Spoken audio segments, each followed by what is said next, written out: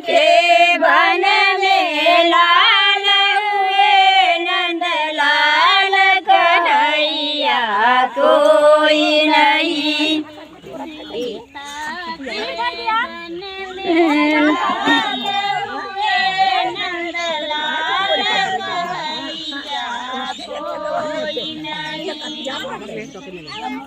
Mummy भी नहीं बहना भी नहीं परी के पोइया कोई नहीं। मम्मी भी नहीं बहना भी नहीं परी के पोइया कोई नहीं। मम्मी भी नहीं कहाँ से गड़बड़ नहीं है।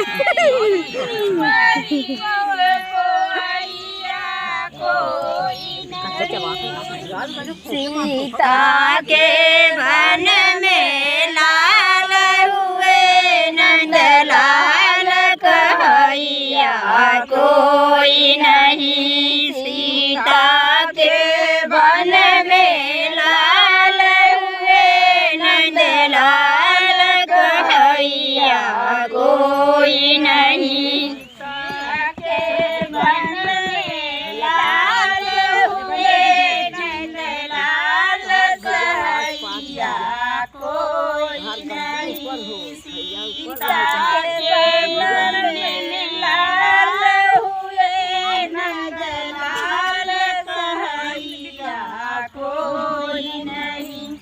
नदी भी नहीं देवरा भी नहीं कजला के रचैया कोई नहीं। नदी भी नहीं देवरा भी नहीं कजला के रचैया कोई नहीं।